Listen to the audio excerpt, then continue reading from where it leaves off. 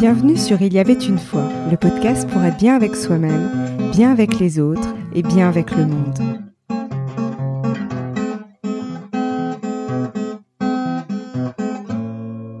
J'ai le plaisir de recevoir Roger Baumann, président de l'association Pardon International. Alors il anime des cercles de pardon qui ont été créés en 2012 par Olivier Clerc, écrivain et essayiste franco-suisse, spécialisé dans la littérature sur le développement personnel. Ils sont aujourd'hui développés et promus par l'association Pardon International. Roger anime également des ateliers don du pardon. Alors initialement, nous avions prévu de réaliser une interview sur le pardon. Et puis en préparant l'interview, j'ai été interpellée par son parcours personnel et professionnel qui est parsemé de changements d'orientation et de philosophie de vie. Et comme cette thématique rejoint l'essence même de mon podcast, je ne pouvais pas ne pas en parler.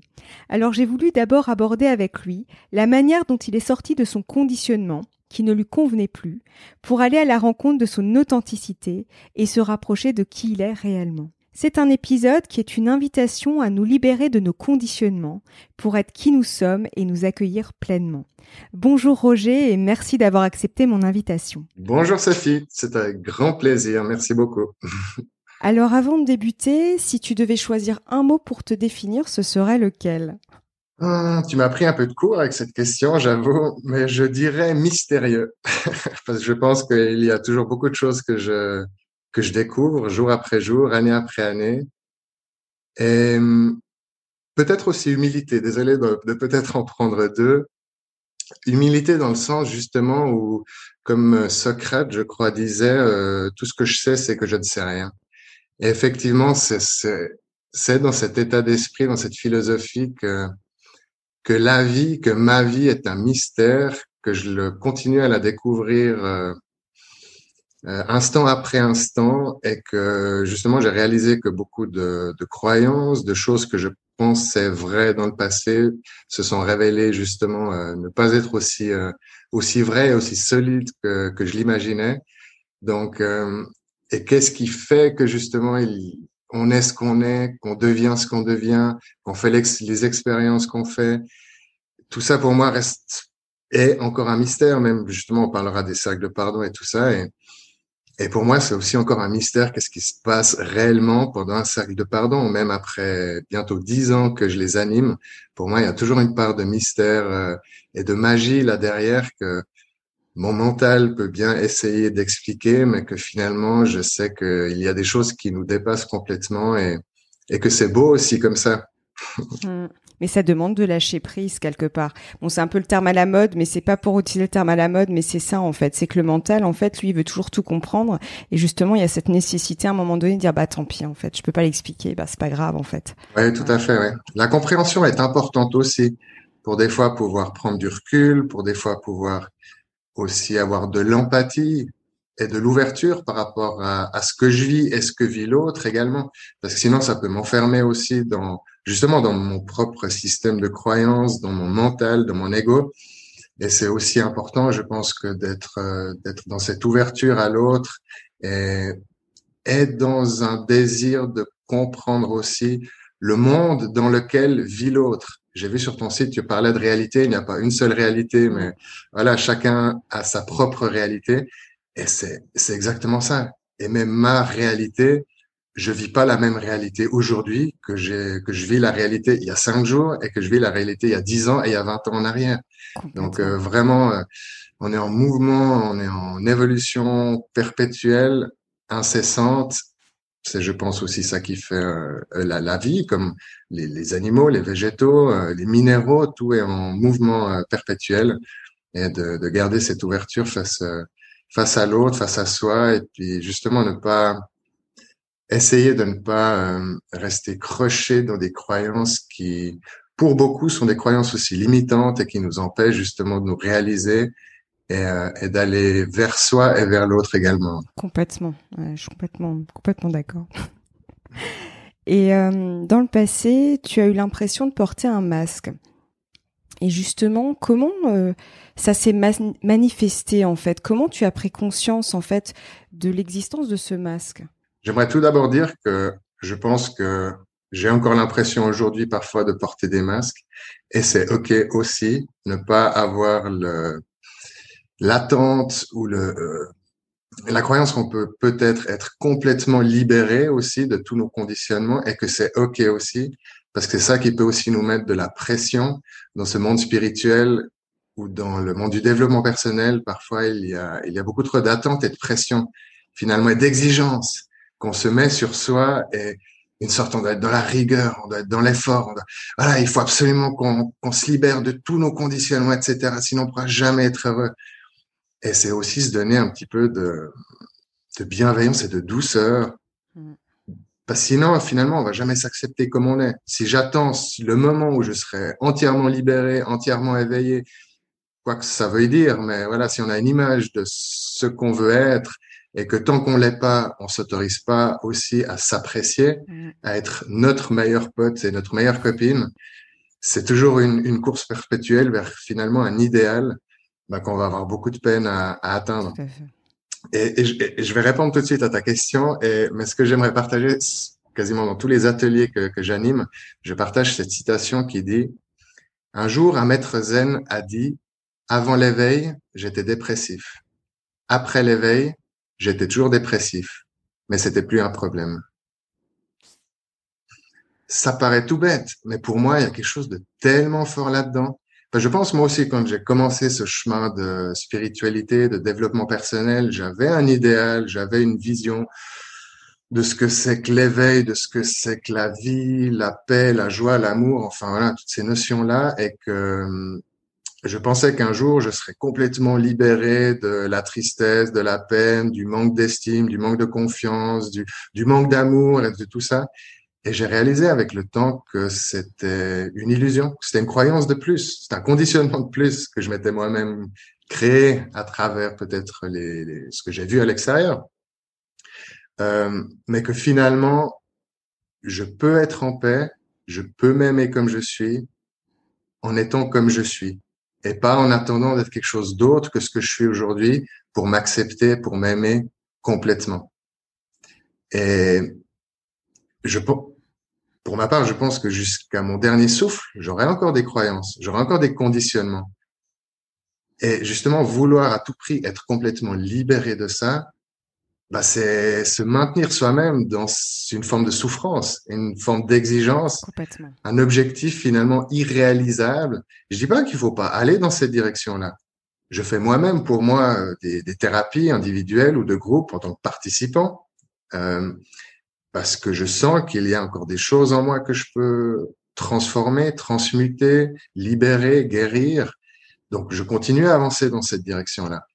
Mais j'essaye le moins possible d'avoir quand même cette exigence, ce perfectionnement, voilà, c'est très profond qui a envie d'aboutir, enfin d'être un être accompli absolument, voilà, quelle que soit la définition qu'on y met, mais voilà, d'être dans cet idéal où je serai tout le temps en paix, tout le temps dans la joie, où plus jamais rien ne va me faire me toucher. Voilà, ça c'est aussi se donner cette autorisation-là. Fabrice Midal, un psychologue ou psychiatre ou français, a écrit un livre qui s'appelle Foutez-vous la paix. C'est ça. Et justement, j'invite aussi des fois les gens à se foutre la paix. Justement, parce qu'on est nos propres juges et bourreaux personnels. Il y a personne qui nous fait souffrir autant que nous-mêmes, que à travers nos propres exigences de ce qu'on souhaite réaliser ou atteindre. Donc, c'est aussi important de mettre l'accent ou le point justement sur cette notion-là qu'on a le droit de s'aimer et de s'accepter comme on est aujourd'hui. Et qu'on a le droit aussi de ne pas s'accepter, de ne pas s'aimer à certains moments. C'est OK aussi. De pas être tout le temps, on parle d'amour inconditionnel, on parle, mais on est des êtres humains faits justement de tellement de parts différentes qu'on a héritées de vies passées, à travers les lignées transgénérationnelles, à travers tout ce qu'on a vécu dans notre enfance, dans notre vie en général. Et c'est normal qu'à certains moments, on s'aime pas, on se trouve nul, mais pas rester bloqué là-dedans non plus. Laisser passer aussi. Et ne pas s'accrocher. Mais moi, je vois ça comme un chemin de randonnée, en fait. Je me dis, finalement, on est tous finalement en randonneur sur notre chemin. Il y a des cailloux, il y a du dénivelé, ça descend, ça monte, enfin, peu importe. Et voilà. Et en fait, c'est ce que tu dis très bien, c'est que c'est pas rester sur cet état-là et continuer son chemin. Et puis, à un moment donné, ben, après la pluie, le beau temps, en quelque sorte, c'est un peu ça, quoi. Ouais, c'est ça. Avoir confiance que rien ne dure. Alexandre Jolien, un philosophe suisse, dans un de ses livres, dans un de ses ouvrages, il a écrit que le problème, c'est pas que les choses, elles passent. Le problème, c'est qu'on ne sait pas laisser passer les C'est choses. ça. Et c'est ça, des fois, on s'accroche tellement à nos attentes, ce qu'on veut absolument, on veut que les choses se déroulent d'une certaine manière. Et aussi, quand on vit des choses désagréables, inconfortables, douloureuses, bah, on a envie que ça passe le plus vite possible. On a envie de s'en débarrasser comme une patate chaude qu'on a dans les mains. On a envie C'est de le ça. passer plus loin. Ouais. Et à l'inverse aussi, quand on vit des moments de joie intense, de plénitude, de bonheur, on voudrait que ça dure tout le temps. Mais ni l'un ni l'autre ne sont possibles. Enfin, ne sont possibles. Par contre, oui, quand je vis des moments douloureux, d'anxiété, d'angoisse, de manque de confiance ou quoi que ce soit, j'ai réalisé que moins je veux que ça change, ou moins je veux résister plutôt. Moins je veux résister, moins je résiste à ça, plus ça se transforme et ça change rapidement. Et plus de nouveau ça laisse la place à quelque chose de plus serein, de plus agréable pour que ça vienne.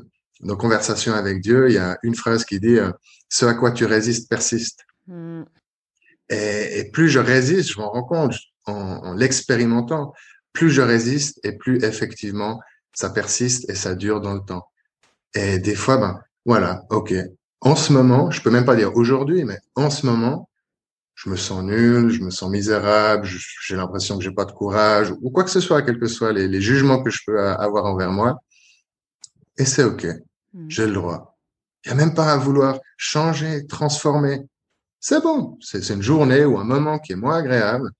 Et puis quand j'arrive à autoriser ça à être, à exister, ben, je vois que tout d'un coup, une heure après, une demi-journée après, un jour après, je sais pas quel temps ça va prendre.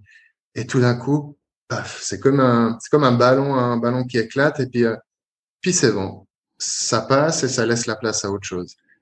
Donc, essayez de pas figer et de pas encore augmenter, suralimenter cet état-là en se culpabilisant et en se jugeant encore plus qu'on devrait, voilà, avec tout le travail que je fais, je devrais quand même être capable de plus retomber dans les mêmes schémas, dans les mêmes états intérieurs. Non, c'est bon. Justement, mystérieux.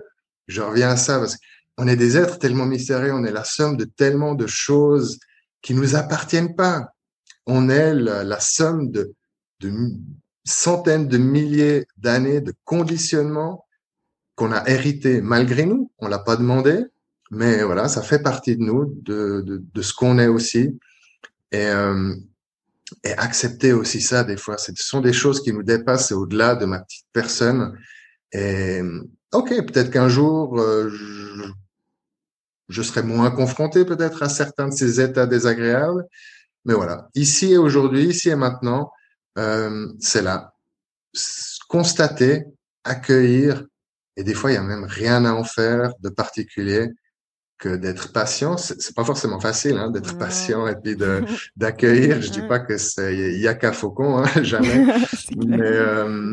Mais voilà, c'est un conseil que je peux donner, d'expérimenter, d'essayer de s'accepter, même quand on a l'impression ben, que ça va pas, qu'on boit du noir, et ne pas rester figé avec ça. Enfin, pour moi, il n'y a pas de règle non plus qui est applicable tout le temps pour tout le monde. Il y a des moments, il y a peut-être besoin d'aller aussi demander de l'aide à l'extérieur, à un thérapeute, à un ami, des fois juste de parler à quelqu'un en qui on peut avoir confiance et en qui on peut se livrer. Des fois, ça suffit pour extérioriser, puis pour finalement relâcher cette pression. Et parfois, il y a besoin d'un travail plus profond ou accompagné avec des personnes qui ont des outils aussi qui peuvent aider à, à libérer certains nœuds qu'il peut y avoir en nous. Et ça, il y a pas de recette miracle, il n'y a pas de baguette magique, à chacun de trouver la voie qui lui convient par rapport à ça. Mais voilà, il y a des moments où la vie nous invite à l'action, et puis il y a des moments où la vie nous invite à la détente et à l'intégration. C'est comme la nature, observer la nature. Il y a des moments où il y a la récolte, il y a des moments où ça pousse, et puis il y a des moments où la nature elle se repose. Et on est la même chose. Et je pense qu'il y a quelque chose en nous des fois qui veut toujours être dans l'action, qui veut toujours être au top, qui veut toujours voilà. Je pense que les médias, enfin voilà, tout ce qu'on voit à l'extérieur aussi nous renvoie à des idéaux de perfection. Et puis là, ouais, relativiser aussi, et puis finalement dire ah bah finalement ma vie elle est peut-être pas si mal comme elle est. J'ai de l'eau chaude, j'ai une maison, j'ai un toit. Quand il pleut, je suis pas mouillé. J'ai de la nourriture dans mon frigo. J'ai peut-être une voiture pour me déplacer, ou même si j'en ai pas, c'est pas grave. Il y a les troncs. Enfin voilà, on a tellement de choses qui sont magnifiques. Et des fois, ben c'est aussi la comparaison. On se compare aux autres. Voilà, donc sur les réseaux sociaux, tout le monde poste que des images de vacances, de bonheur, et puis on a l'impression que on peut avoir l'impression que ces personnes-là, c'est ce qu'elles vivent en permanence tout le temps, et ça donne finalement ça peut nous renvoyer vers un sentiment de médiocrité ou de nullité, et finalement ne pas nous permettre de voir que notre vie elle est belle, qu'on a tellement de possibilités, on a peut-être voilà des amis, on fait des choses aussi qui sont agréables, qui nous procurent du plaisir, et voilà, se focaliser sur ce qu'on a et pas forcément sur ce qu'on n'a pas, ou sur ce qu'on aimerait, ou voilà, ce qui ne veut pas dire ne pas avoir des objectifs et puis ou des rêves, et puis avancer dans la direction de ce qu'on souhaite, bien sûr. Mais voilà, faire attention à le trop de comparaison aussi. Tout à fait. Ouais. Maintenant, je me rends compte, j'ai pas répondu à ta question finalement. Mais justement, je me demandais juste par rapport à ce que tu viens de partager avec nous, comment tu vois prendre conscience. Parce que finalement, c'est ça, en fait, porter un masque. Porter un masque, finalement, on en porte tous. Et puis parfois, ça peut servir aussi à nous protéger, mine de rien, selon les situations. Et il faut pas il faut pas le proscrire. Par contre, là où justement, moi, en tout cas, je voyais comme ça, en fait, l'orientation de ma question de départ, c'est que, tu vois, comment tu as pris conscience tu vois, quand ce masque t'empêche, en fait, juste de poser des actions ou de prendre les bonnes décisions qui sont justes pour toi. Parce que de nouveau, il n'y a pas de bon ou mauvais. Juste simplement ce qui est bon pour toi, à toi, individuellement, en fait. Et du coup, ça se répercutera sur tes relations avec les autres aussi. Oui, bien sûr. Ouais. Alors moi, ça s'est passé d'une manière que j'attendais pas du tout, et je pense que c'est aussi ça le mystère. Ça arrive pour chaque personne d'une manière complètement différente et inattendue, et souvent par une voie justement qu'on n'attendait pas, qu'on pouvait pas projeter, ou qu'on pouvait des fois pas imaginer à travers d'expériences, de situations, et tout d'un coup, ben c'est comme si voilà la pièce elle tombe, et puis il y a une lumière qui s'allume, et puis ça fait juste waouh, ah je m'étais jamais rendu compte de ça, ou c'est une découverte, justement cette surprise pour soi-même, que tout d'un coup il y a une vision, il y a quelque chose de différent, on voit les choses différemment, mais que c'est pas la volonté, il n'y a pas de volontarisme là-dedans. Il peut y en avoir, bien sûr, être dans une recherche. On peut être dans une certaine recherche et puis explorer plein de pistes, être curieux, vraiment avoir cette casquette d'explorateur, de vouloir aller explorer qui je suis, quel est mon rapport avec moi-même, qu'est-ce qui se passe en moi au niveau conscient, au niveau inconscient, quels sont tous les rouages qui font que je vois les choses de cette manière-là. Puis voilà, explorer ça. Et pour moi, ça s'est passé en 2007, le 21 novembre. Je peux vraiment donner une date très précise, parce que pour moi, ça s'est passé vraiment de cette manière-là. Ça a été un éveil de conscience fulgurant, très brusque. J'ai vécu jusque-là, donc j'avais 28 ans. J'étais beaucoup dans la dépendance affective, je faisais beaucoup de choses pour être accepté par les autres, pour être reconnu, pour être valorisé. J'avais une faible estime de moi finalement, où je me valorisais moi-même à travers les choses que je faisais. Je voulais faire des choses impressionnante, intéressante, faire le clown, voilà, aussi, entre autres, voilà, pour être accepté, estimé, etc. par les autres, parce que moi-même, je n'avais pas cette estime suffisante de moi. Et, euh, et ouais, je pense que bah, c'est comme une cocotte minute. Au bout d'un moment, la pression bah, devient tellement grande qu'à un moment, ça explose, ça pète. Mm. Et, euh, et puis moi, c'est arrivé ce jour-là. Euh, C'était aussi à travers une relation amoureuse. J'avais beaucoup passé de relation en relation jusque-là où je pense que j'avais jamais réussi à vraiment m'ouvrir authentiquement à l'autre. Je portais ce masque aussi en étant dans mes relations amoureuses. Et finalement, ben, l'autre me connaissait pas, et ce qui était normal parce que moi-même je me connaissais pas non plus. Donc comment, enfin voilà. Et pour moi, tout ce qui était développement personnel, psychologie, spiritualité, c'était vraiment mais un monde qui n'existait pas jusque-là pour moi. Enfin, je savais que les psychologues ou les psychiatres existaient, mais Mm. j'avais jamais été consulté, j'avais jamais rien lu sur le sujet ou quoi que ce soit. Et ce soir-là de 2007. M'est revenue une conversation que j'avais eue avec un ami sur les pistes de ski quelques jours avant où cette personne-là m'avait parlé de dépendance affective. Et ce mot-là, je l'avais jamais entendu jusque-là et j'étais dans un état ouais un peu dépressif, déprimé, désemparé, triste dans cet appartement et tout d'un coup, ben ce mot-là est venu à traverser.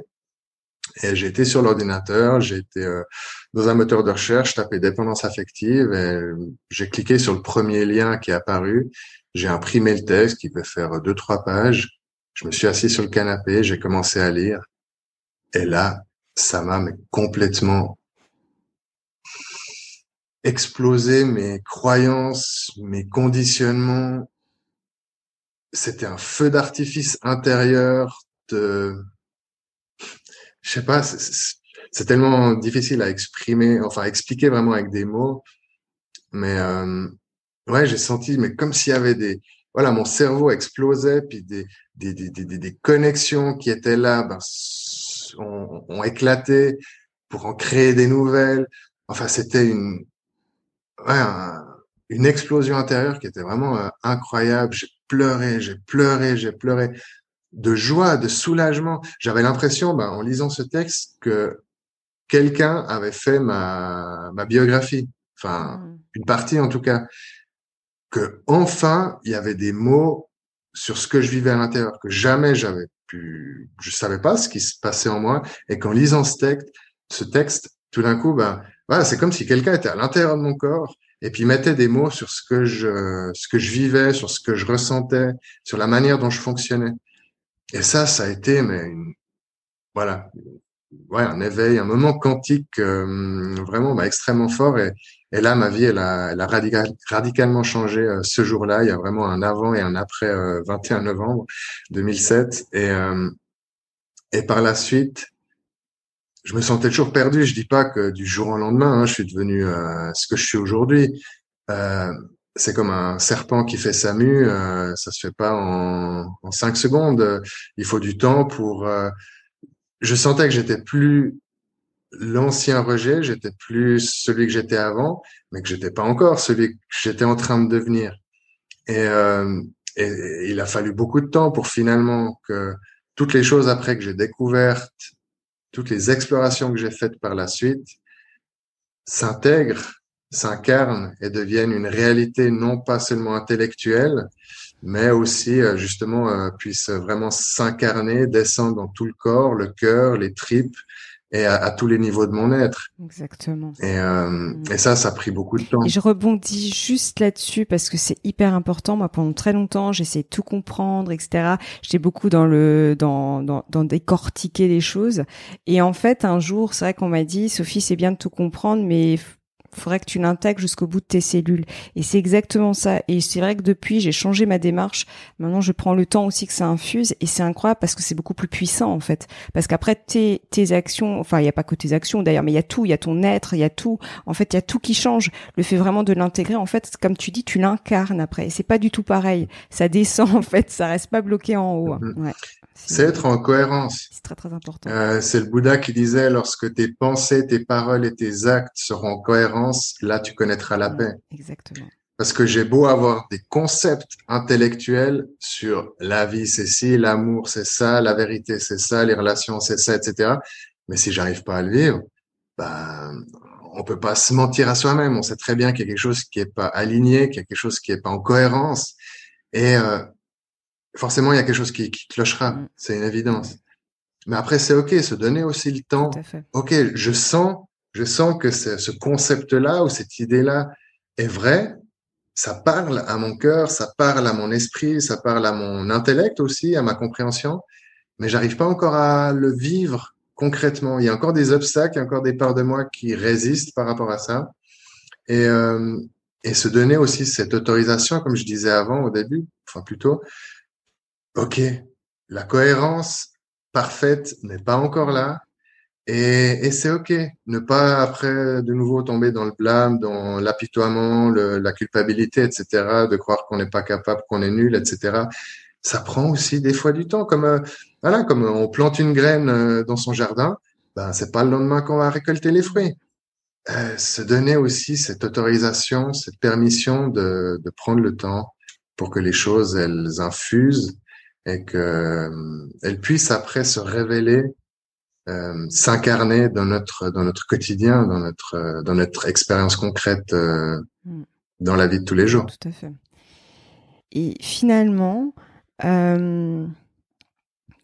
comment tu as fait dans les grandes lignes, parce que c'est un long chemin, mais pour justement te rapprocher de qui tu es, même si c'est quelque chose qui se fait, enfin c'est le travail d'une vie, et heureusement, parce que je pense que si franchement on était vraiment ce qu'on est vraiment, bah, la vie n'aurait plus vraiment d'intérêt en fait. Je pense que, en fait, au final c'est ça, parce que je me dis c'est vrai qu'on vit dans une société où on nous dit toujours on est dans la performance, toujours dans quand tu auras par exemple acheté telle chose, bah en fait tu obtiendras telle chose. Mais au final, si on avait tout ce qu'on voulait, franchement, la vie perdrait en intérêt. Mais du coup, je me dis, comment tu fais, même encore maintenant, et ce serait un moyen aussi de donner peut-être des conseils aux auditeurs qui nous écoutent, pour te rapprocher, tu vois, vraiment de ton authenticité et tout simplement que tu sens cette cohérence, cette harmonie à l'intérieur de toi. Parce qu'au final, c'est ça l'intérêt de se rapprocher de son authenticité, c'est de se sentir en cohérence finalement. Oui. Quels sont les outils et qu'est-ce qui fait? Ben moi, ouais, si je peux parler bien sûr de mon expérience personnelle, parce qu'elle sera différente de celle de chacun et chacune. Tout à fait. Donc, quand j'ai eu cet éveil en 2007, après en 2008, je dirais que ça a été une année de boulimie spirituelle et de développement personnel, où tout d'un coup, j'ai eu l'impression que, ben, justement, ce monde-là me permettait de vivre des choses et de rencontrer des gens qui me permettaient à moi d'être plus vrai, de justement moins porter de masque. Ce qui n'est pas toujours forcément le cas non plus, parce que dans le domaine spirituel ou de développement personnel, il y a aussi des masques, il y a aussi l'ego spirituel, il y a des personnes qui ne sont pas du tout dans l'humilité non plus, qui recherchent le pouvoir. Enfin, voilà, c'est pas un monde idéal non plus. Néanmoins, j'ai quand même senti que dans ce monde-là, j'avais quelque chose à vivre pour justement aller de plus en plus en profondeur vers à la rencontre de moi-même, à la rencontre de qui je suis au-delà de ce que je croyais être, au-delà de l'apparence justement du personnage auquel je m'identifiais à 100% jusque-là, et petit à petit à déconstruire euh, justement ce que je pensais être pour aller plus vers mon être plus profond, mon âme, mon essence, la source en moi. Et tout ça s'est fait. Après, je me suis aussi formé. En 2009, ça a été plus une année de formation. Je me suis formé en kinésiologie, en feng shui, en géobiologie, en lithothérapie. Enfin, dans différentes choses que j'ai pas forcément utilisées par la suite. Et en même temps, bah, ça a été des outils ou des expériences de découverte de moi qui m'ont à chaque fois appris à me connaître toujours un petit peu plus. Et j'ai aussi fait des retraites, des expériences des ateliers de groupe. J'ai vécu certaines expériences vraiment qui étaient extrêmement puissantes et fortes. Euh, et je dirais que justement ce chemin-là, il est mystérieux. Je ne pouvais pas non plus savoir avant qu'est-ce que j'aurais besoin pour me connaître toujours un petit peu davantage. Et il sera aussi totalement individuel pour justement pour chaque personne. Je peux pas dire, voilà, cette personne elle a besoin de ci, cette personne elle a besoin de ça. Je peux juste dire, voilà, en ayant fait cette expérience-là, bah ça m'a aidé, ça m'a ouvert des portes, ça m'a libéré des choses. Et pour une personne, ça va peut-être pas du tout lui faire la même chose. Et puis c'est ok. Justement, j'ai pas la vérité de ce qui peut aider les personnes ou pas. Mais justement, je rebondis juste sur quelque chose avant de terminer. Comment t'as senti, tu vois, quand tu étais dirigé, par exemple, sur la kinésiologie, ou comment t'as senti qu'il fallait que tu y ailles? Tu vois, c'est comme un appel que tu as eu, il y a quoi en fait? C'est ce qu'on peut peut-être appeler des synchronicités. Ouais. Tu vois, ces coïncidences qui font que je rencontre une telle personne et puis qu'elle me parle d'un Ouais. truc et puis que tout d'un coup, bah, il y a quelque chose en moi qui dit, ah ben, ouais, pourquoi pas, ou, ah oui, tout d'un coup, ou par exemple, justement, pour le pardon après, dans lequel je suis très impliqué aujourd'hui, je m'attendais jamais en participant à cet atelier avec Olivier Claire à ce que aujourd'hui, presque 10 ans après, je sois président de l'association Pardon International. Mm. C'était même pas un désir, c'était même pas une envie, mais quelque part, il y a des choses qui étaient tellement fluides, et tout d'un coup, ben, ouais, on parle de l'intuition, c'est faire confiance à son intuition, faire confiance à sa petite voix, C'est ça. oser. Des Ouais. fois, j'ai envie de faire certaines choses, et puis je sens qu'il y a des résistances, et puis voilà, des fois, j'ose pas, même si je sens que ça pourrait me faire du bien, mais c'est ok aussi, voilà. Et en même temps, bah, je vais quand même dans le plus possible en faisant confiance dans la direction de ce que mon intuition me suggère, me conseille. Et, et honnêtement, avec toutes les expériences que j'ai faites, je peux pas dire qu'il y en a une qui était horrible, qui vraiment, je pense que tout, de toute façon, est là pour révéler quelque chose, pour m'aider, même si après j'approfondis pas forcément quelque chose, tout m'apprend toujours un petit peu plus sur moi. Et je pense que tout ce qu'on vit sur cette terre, il y a quelque part une finalité, c'est de nous apprendre à aimer toujours un petit peu plus. S'aimer soi-même pour après pouvoir aussi aller aimer, pour pouvoir être capable d'aimer aussi le monde qui nous entoure. Pas forcément désirer tout ce qui se passe. Il y a des choses qui sont horribles sur cette terre et c'est pas du tout nier ça. Mais par contre, pour pouvoir avoir ce regard bienveillant d'amour sur tout ce qui se passe, et même à travers des expériences qui peuvent être extrêmement douloureuses, des séparations, des pertes d'êtres chers, ou des choses comme ça, que des fois on peut penser que c'est la pire chose qui nous arrive. Mais j'ai une multitude d'exemples de personnes que j'ai rencontrées ou des récits que j'ai lus, de personnes qui ont vécu des drames personnels qui, oui, il y a un temps pour pleurer et il y a un temps pour rire. Mm.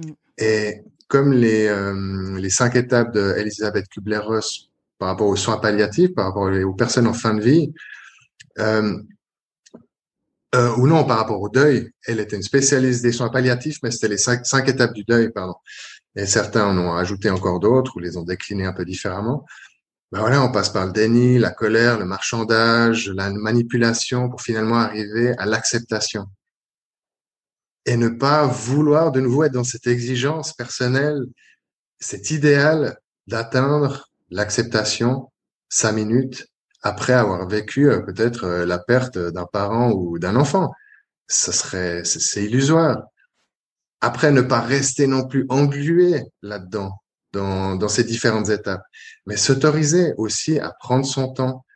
Il y a les choses, elles ont besoin de se vivre, on a besoin de vivre les émotions qui nous traversent, ne pas les rejeter, même si c'est très douloureux, parce que ça risque de nouveau, comme j'ai dit avant, de les faire persister si j'y résiste. Euh, Demander de l'aide si on a la force aussi, puis si on sent que c'est juste.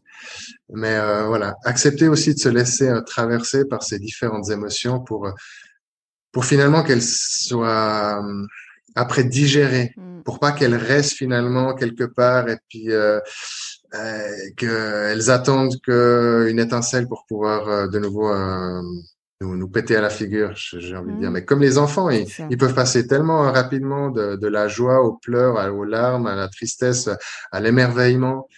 Parce que peut-être on avait aussi tous cette capacité-là en étant enfant à ne pas retenir, à vivre pleinement et intensément nos émotions et ce qui nous traversait.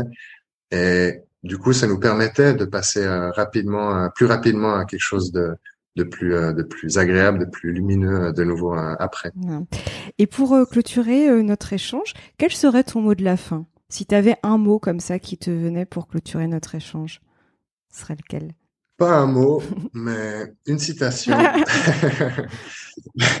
L'ego dit, quand tout sera en place, je trouverai la paix.